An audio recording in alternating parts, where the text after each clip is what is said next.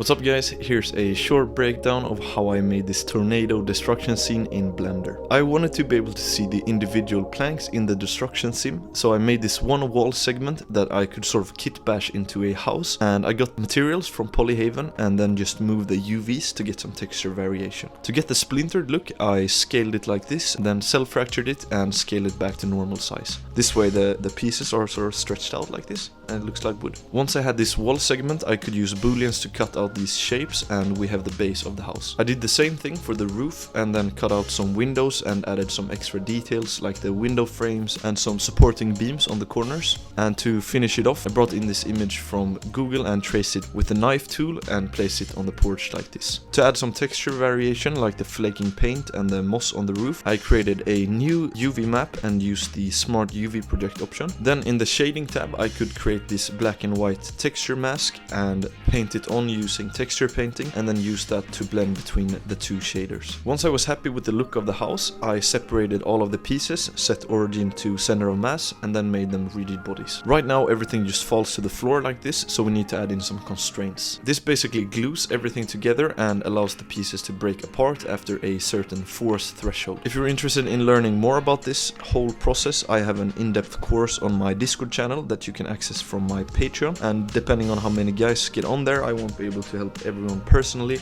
but if we're just a few guys, we can sit down in a call and help each other with this kind of stuff. Now that we have some constraints, you can see the effect is much more convincing, so at this point I started to dial in the final simulation. I keyframed the animated checkbox to have different parts of the house break apart at different times to create a sort of evolving destruction look. Once everything looked good, I baked it to keyframes, and here I had the idea to play around with secondary deformation using the lattice modifier, and it looked pretty cool, but it was quite subtle and I didn't think it would be noticed in the final render, so I scrapped that idea for now. I think this method could work better with metal objects that deform more noticeably, like this car experiment that I did, for example. I want to take a quick moment to thank Skillshare for sponsoring this video. Skillshare is the largest online learning community for creative fields such as music production, filmmaking and visual effects. Skillshare actually has over 700 classes on everything Blender related, so regardless of your current skill level, you're bound to learn a lot of new stuff and level up your Blender skills quicker than you thought was possible. That's because all of the information is structured in nice bite-sized chunks. It makes it very easy to take in a lot of information in less time. The best part is Skillshare is giving away a free month of full access to the first 500 people to use my link in the description, so you can try it with no investment at all and see if it gives you the value that you're looking for. Especially if you're very new to Blender, this is a golden opportunity to build a strong foundation for future learning. So claim that free month, and then let's continue with the video.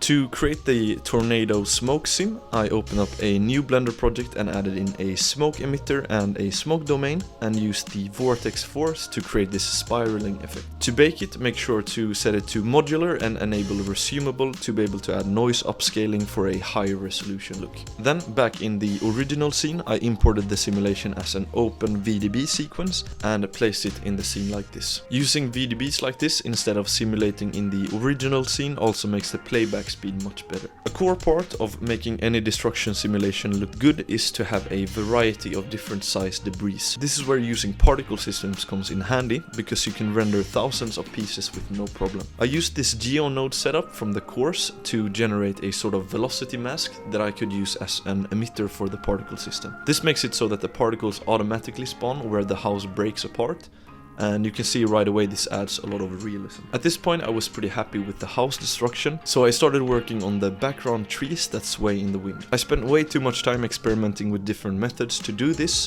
but I ended up using the built-in sapling add-on in Blender and then instancing these branch objects on the trunk using a hair particle system. The benefit of using the sapling tree as a base was that I could generate this swaying effect with very little effort. To make the tornado feel more violent, I simulated this secondary smoke sim that sweeps across the entire scene, and I felt like this added a lot of energy and movement to the scene that I really liked. Now all that was left to do was to scatter some grass using a hair particle system and simulate some additional debris, and this was our final scene.